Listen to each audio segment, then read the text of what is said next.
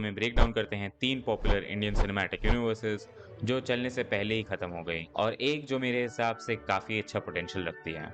सबसे पहली ब्रह्मास्त्र universe.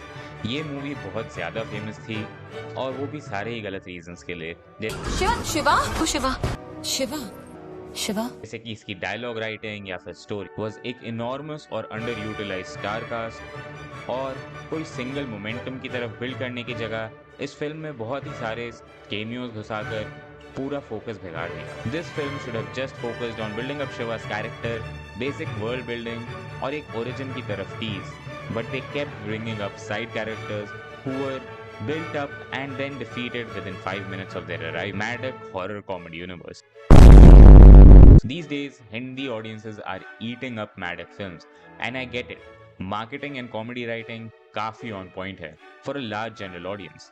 But to be honest, ये सारी movies एकदम unconnected हैं, other than genre and basic premise of reimagining classic Indian folk tales या फिर horror stories. I mean, भेड़िया के एंड में एक साइड कैरेक्टर की एंट्री कर देना या फिर मुंजिया में भेड़िया के सीन डाल देना, इससे ये सारी फिल्म्स कनेक्टेड तो नहीं हो जाती ना। इट्स एक्चुअली ऑन पर्पस, क्योंकि रूही जैसी फ्लॉप फिल्म्स को इग्नोर करके मूव ऑन किया जा सकता है, while Maddock doesn't have to commit to any of the failing IPs. Like स्त्री 3 में भेड़िया का कैरेक्टर ना भी हो तो क्या स्टोरी या जनरल ऑडियंसेस को कोई खास इम्पैक्ट होगा? मुझे नहीं लगता। बट इनकी individual entries even though brain rot slop हैं, काफ़ी ज़्यादा एंटरटेनिंग थिएटर एक्सपीरियंसेस हैं और बेटर हो सकती हैं अगर ये फोकस करें अपने हॉरर स्टोरी वाले पार्ट पे instead of what ever this is.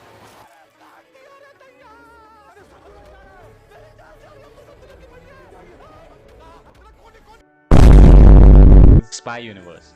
अब फ्लाउंडर्ड पोटेंशियल इसे बोलते हैं, वैसे मुझे भी बोलते हैं, पर originally YRF didn't plan for these films to be part of a big universe, पर फिर कुछ ज़्यादा ही ब्लॉकबस्टर एंट्रीज और हॉलीवुड के ट्रेंड्स को देखते हुए एक फोर्स लोगो इंसर्ट करके they connected all these films into the spy universe. Again none of these films have a coherent story like या फिर कोई कॉमन गोल, एनिमी या इवेंट जो इन्हें सैटिस्फाइंगली टाई इन कर देता हो। YRF has commitment issues. That sounds familiar. Can never truly be like universe like the MCU, DCU या फिर हैरी पॉटर यूनिवर्स। और ये समझ आता है हमें हॉलीवुड की फास्ट एंड फ्यूरियस फ्रेंचाइज को देखकर। बेसिकली फास्ट एंड फ्यूरियस में जब से द रॉक की एंट्री हो गई है तब से द रॉक का स्टारडम और ईगो और उनके कॉन्ट्रैक्ट के कारण the Rock is getting more screen time and he is not willing to play the actual badass villain that he was originally pitched in as.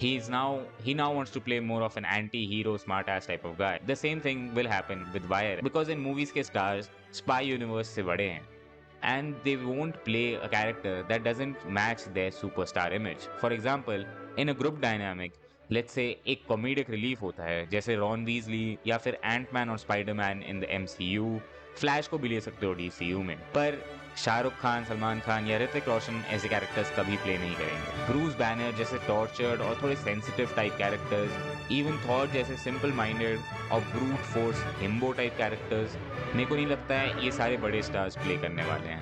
If I were to put it in MCU terms, they all want to play Iron Man या Captain America, या तो एकदम ज़्यादा charismatic smart ऐसी type of character या फिर एकदम noble soldier. These two dynamics alone can't carry a film, especially when all of these characters also hit kind of the same emotional cues in each of their own films. Okay, so what's the best Indian cinematic universe then? Well, it's obviously this. क्या? Good joke.